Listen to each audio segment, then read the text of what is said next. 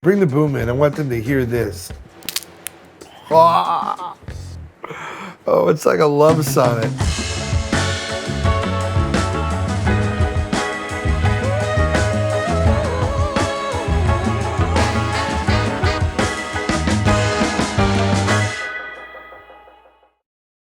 Pizza is undoubtedly the most popular food on planet Earth. Here in the great US of A, we have several deeply beloved regional styles that we can indulge in. But there is a regional style of pizza that, in my opinion, just knowing about it is kind of a pro move unto itself. And that style is Connecticut style pizza, otherwise known as Apizza.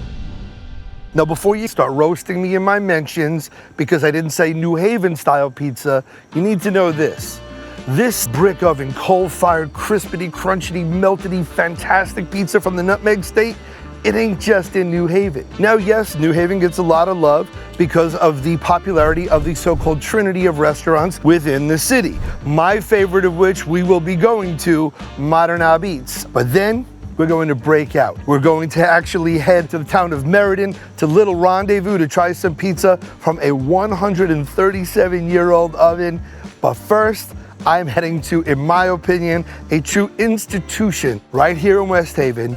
It is Zuppardi's. So because this will be a lot of people's first encounter with this incredibly delicious pizza, I'm bringing along a true pizza scholar, friend of the program, Scott Wiener. So let's move you pizza and eat some Apizza.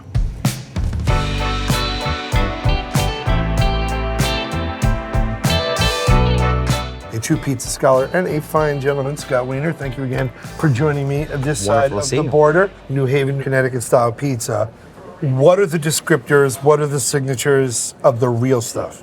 So unlike what you see in New York style, what happens in New Haven is not a by the slice pizza. It is a whole pie. It is thin, dense, no puffy lip on the edge, charred, because the oldest ovens were coal-fired ovens, and even the ones using gas now still bake it hard and get that char. It is not a pickup, flexible, foldable slice that you eat on the go. To me, that's New Haven Apizza. Neapolitan, that language is the reason why there is that letter A before pizza, correct? Correct, yeah. And it was simply because of the way you would refer. La became A, lo became O, so la pizza became Apizza. Apizza. Tell me a little bit about Zuppardi's, because we're in West Haven now, correct? Yeah, that's the coolest thing about where we are. So Zuppardi's, I guess its history goes back to New Haven, where in the early 1930s, Dominic Zuppardi had a bakery that also sold Apizza. He moved in the space we're in right now in 1964, and this has been exactly the story of New Haven Apizza, which is bread baker sells Apizza as a side thing, and then Apizza becomes the main element. And now it's not a bakery anymore, it's a pizza place. Do they have a signature pie here? They do an incredible fresh chuck clam pie. When you put the order in for a small clam pie, Cheryl's gonna go back there and shuck like a dozen clams at that moment. This is not like at other places where they shuck for like 3 hours in the beginning of the day, and then those are the clams. Here, it's shucked to order. And then we gotta do the sausage pie. Oh God, here it is. Hello. Hello. It's so good right now. Oh. Zuppardi's delivered by a Zuppardi. And lemon the whole thing? Hell yeah. Lemonade, you need the lemon. Okay. I mean, the clam pie is like the most famous pizza coming from New Haven. Whole clams, not chopped. It's beautiful. I love, so they stay really juicy, super briny. This seems a little bit of an anomaly for a New Haven crust, no? The clam pie will always have a little bit more puff than the other pies because there's less weight on it when it bakes. Got so it. this is just garlic, oil, clams, pepper flake. You can get it with cheese. I don't think you should. You can get it with sauce. I don't think you need to. So what should I be looking at here? I see lots of beautiful leoparding. So there's a lot of structure in this pie. Underneath, there's just a little bit of cornmeal to help the pie get off the peel. And in fact, they're so careful about preventing cornmeal buildup in the oven that they vacuum it out with a vacuum in the oven. That's so cool. Giant dust buster. Are they vacuuming That's out the the vacuum cornmeal? in the oven. Yeah. Wow, the man knows his stuff. That's pretty cool. Oh my goodness. Oh my goodness. I am always so impressed by a pizza that has so few things going on, but each thing is exactly in the right balance. You know, I've had a lot of different clam pies here. This is the most fresh seafood forward. The most that tastes like a seafood dinner that just happens to be on a pizza crust. Tell me a little bit about the history of the clam pie. Clams landed on pizza before New Haven. I gotta say that. Where? In fact, clams on pizza in New York in the 40s. I'm sure there were clams on pizza before that, but the thing that happened in New Haven that's different is the white clam pie. Frank Pepe started doing it in the 60s. I've seen some evidence of Sally's doing it around the same time, but it's definitely something that's become associated with New Haven. No, the real extra level of this thing Oh, the microplane. This man actually brings a zester and he puts lemon zest on this pie. just because the lemon lands with the clam pie doesn't mean that it only belongs in the clam pie. If you lemonize that sausage pie, I'm gonna do it on a couple slices. Really? Trust me, dude. I'm not here to play games. Sausage pie. If I heard from Cheryl, this was Dad's recipe, sauce and sausage, I happen to love a sausage pie. And is it true, there should be a slightly burnt element, like you said, charred. Every variation of color that you see is another opportunity for a different flavor. Monotony is boring. The rainbow is beautiful. Cheers. God damn. It's such a relief to eat a slice of pizza and you take the first bite and it's juicy. That sausage is bananas. But when it's in these beautiful sort of lumps, there's so many different ways for the heat to catch, for smoke to catch. It's this little sort of meaty salumeria bonbon that hits you in the middle of the face, and the sauce is great. This is not meant to be a portable product like the New York slice, but the slicing of it, there looks to be, 16 slices of pie. I'm not a believer that if this was cut into 8 slices, somehow it's magically a New York style pizza, and if you cut it into 16, it's somehow magically New Haven style. But the thing that you'll see typically in New Haven is the lack of adhering to the 8 slice method like you see in New York. Because in New York, it's being sold to 8 different people. Here, it's a shared pizza. There's no intention for them to all be even slices. You could have the shard, you could have the wide one. There's this cultural element to going to the place.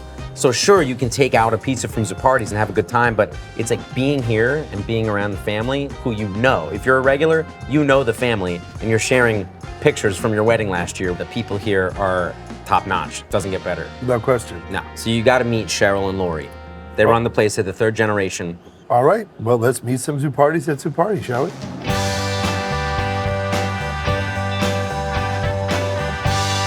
Adam, this is Lori and Cheryl Zuppardi. It's an honor to meet you It's both. an honor to meet Same you here. too. Where was the actual original bakery? 'Cause it's That like in was the back. in a building next door.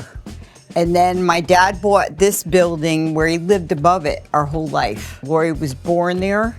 Really? Like you And- were born upstairs? My mom went into labor, it was a Friday, and she had to wait because they had to get through the rush for my father to close because She was going through labor and making Yes. pizzas? Yeah. No, she was cutting them. She was cutting them and answering the phone. They closed the restaurant, he took her to the hospital, and I was born shortly after. Your first job was what, making boxes? Making boxes at 5 years old in the backyard. So did you guys get good? Like, can you do it fast? Oh, yeah. Yeah, I could do it better with my eyes closed than watching the Oh, box. pretty please, a Give me strip 2 of boxes. boxes. Oh, yeah. Give us 2. Okay, this is amazing to me. So I have to Whoa. do back, front. Now listen, if I had my eyes, We used to I race could doing have this. my eyes open. These boxes aren't as thick. Booyah! Blaming the box. Wow, Lori Look at wins. that. When a family comes in today, at this point, how many generations of their families have you fed? At least 3, if not more. 3 or more. Before you were talking about the slices of pizza.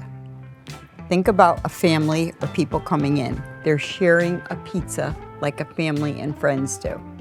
So that's what makes them keep coming back. You, unfortunately, whether you like it or not, are now considered family. Oh, I thought you were You're about in to my tell me I house. wasn't. Well, listen, they say every picture tells a story, don't it? But every picture, every pie, every face, and every table tells a story here at Zuppardi's. Now, we go from La Familia Zuppardi to La Familia Pustari. It's Modern Apizza, one of the Trinity on State Street in New Haven. I will see you there, but first I need to desperately get some steps in. I ate a lot of pizza today. Right now, I am by Modern Apizza on State Street in New Haven. Now, Modern is 7/10 of a mile away from the other 2 parts of the New Haven pizza trinity. There's Sally's and Pepe's over at Worcester Square, but Modern is undoubtedly my favorite. Now, Modern not only makes incredibly delicious pizza, it's a fixture in the community. Believe me, everyone here knows the family, in particular, my buddy, Bill Pustari, who is, believe it or not, known in New Haven as Billy Modern. And this pizza is unbelievable. Come on, don't get caught in the past. Let's go to Modern.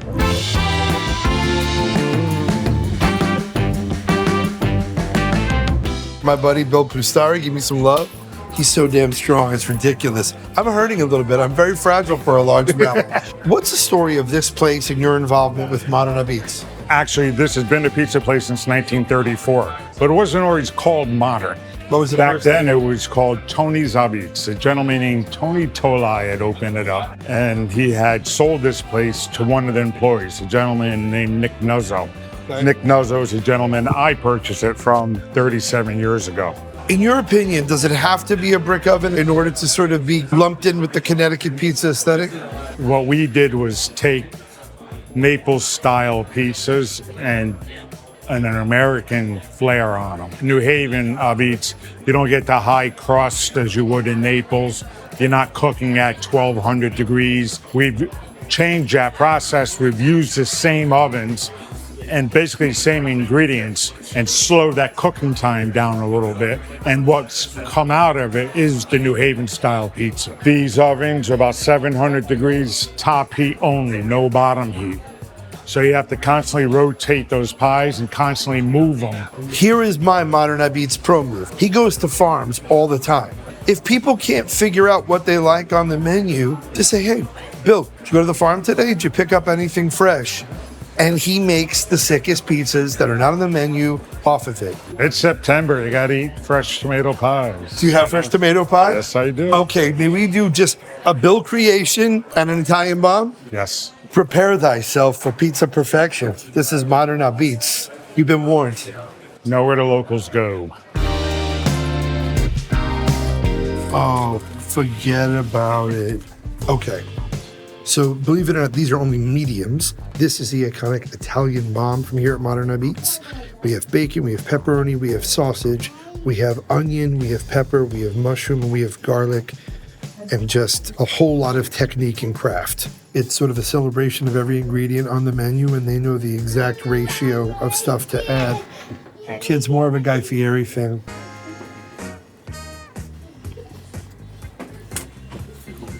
So usually when you get the deluxe, the supreme, it almost ends up collapsing under its own weight, and it sort of ends up becoming a topping conveyance device. You may as well sort of serve it all on a roof shingle. But that's kind of the genius of Modern. There is a lot of stuff on it, but the right ratio of stuff.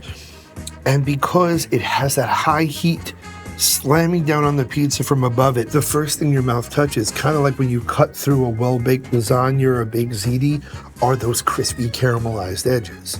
So this is like a study in the perfection of contrasts. You have to remember, it's all being supported on a crust that's that thin, not soggy, not collapsing under its own weight. Still has a nice crack and a crunch to the crust. You can hear it. What's more, it's kosher. Now this, though, byproduct of a true pro move. Bill Pustari lives just upstairs from here. He knows the farmers. He said, I went to the farm today and I got some really beautiful tomatoes. And this is local tomatoes. Come on now. In terms of the crust, oh yeah, still very crispy.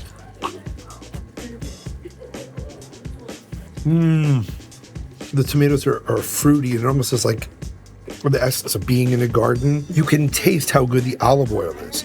You can taste that there's just a little bit of garlic. I haven't added any condiments to it. And it's almost, and I know this is an odd adjective to use for pizza, there's a juiciness to it, a succulence to it.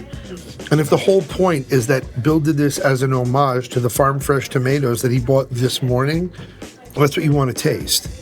We've been able to sample two different distinct styles of Connecticut style pizza. And now we're going to head 22 miles northeast to the city of Meriden. And trust me, you want to order in advance.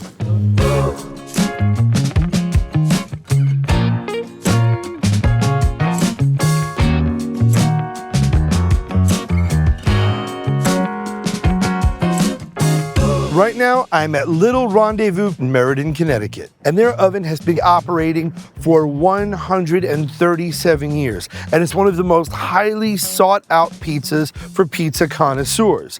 But here's the thing. Little Rendezvous comes with its own unique set of pro moves that are unique to it. One rule not followed, and you ain't getting a pizza. Fortunately, I'm hosting the show. I'm getting a couple.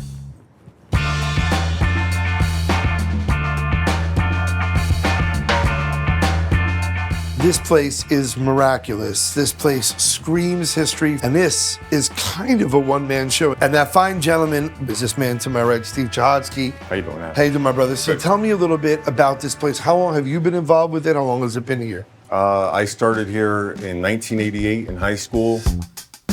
Did leave to go work for UPS for a long time, and came back in 2010, took it over, bought it, and it's already 2025, time flies. I must be having fun. It's a lot of work, and there are days where you want to take some C4 and turn the place into toothpicks, but overall, very happy with the choice. Is this how it looked when you worked here in high school? It was. Older customers that have been here for 50, 55 years, Right. They move away, they come in, you know, after not being here for 25, 30 years, Sure. and they're like, it's the same.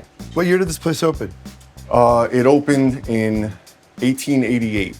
Whoa, I didn't. Yeah, the oven is 137 years old, supposedly the oldest oven in the United States in use.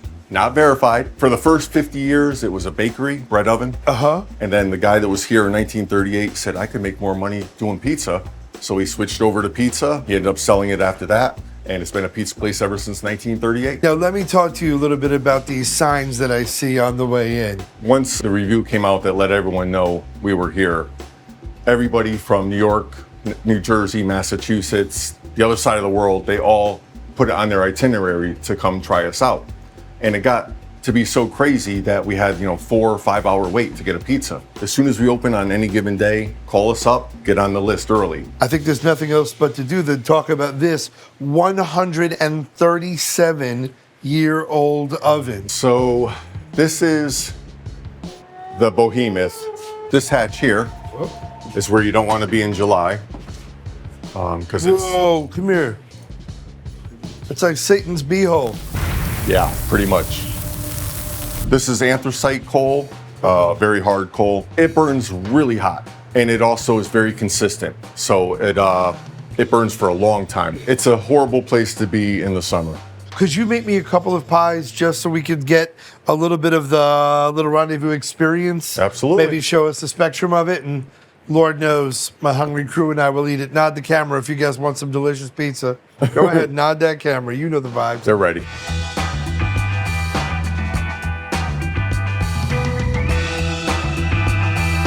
Steve made me 2 of the most iconic pizzas. We have their cheese pie, deeply beloved, highly reviewed, and the OG, the tomato pie. And this is really where most pizzas in Connecticut began as. And you can tell automatically looking at it, not like that sort of puffed lip around the edge. It's gonna have that nice crunch. For me, one of the key things to look for are these beautiful charred bits, because it's gonna give a depth of flavor, but it also is showing that the dough is properly cooked. Remember, this started as a bakery. You really get the full character of the dough. I'm gonna take this slice, because it's speaking to my soul. Bring the boom in. I want them to hear this. Listen to this right here. Oh, oh, oh, it's like a love sonnet. Yo. Dude, the cheese slice is the great litmus test of the quality of any pizzeria. If that is the case, Little Rendezvous is extraordinary. I'll tell you why. This thing is not dripping with pounds and pounds of cheese and oil and grease. Automatically, it's appealing, but the sauce is nuts. A little bit of tart, a little bit of sweet, a little bit of salt. That's the other thing about dealing with just raw elements like real fire. It has variables, and those variables create dimension. But to get that much crisp and tear and chew and gooiness in a slice that thin, that's really spectacular. And it's, to me, a pizza most certainly worth the wait and calling ahead for. Truly kicking it old school. This was the original iteration of pizzas here in Connecticut. Look at that. Little bits of char, but not burnt. Some bits of char, but not absolutely immolated. And again, I'll put it by my mic. Ooh, and it's at the beginning of a violin concerto. This is Sonata C in Tomato Pie Minor. I'm gonna tell you this, it's extraordinary, but it's ratio. And the fact that things haven't changed, to me, really underlines why they are still as successful as they are. If this dough, if this crust were a millimeter thicker, if the layer of sauce were any thinner or thicker, it wouldn't fly. There's something about baking at such a high temperature with this kind of dough where it all sort of coalesces into one thing. The way like focaccia, like a garlic bread, it's one cohesive flavor. And you know that no matter how long you leave this, you're never gonna deal with a soggy slice. This is a true treasure trove of flavor, a unique expression of pizza that you're not likely to find anywhere else. And that's kind of what makes it so special. It's a reinterpretation of something you already love in a way you've never had it before. Done by families, by individuals, with pieces of equipment as ancient as the technique of bread baking itself. So come and embrace a food you already love and part of the country that you're going to love, with people that will treat you with love and feed you like family. And just remember this, you can't please everyone. You're not a pizza.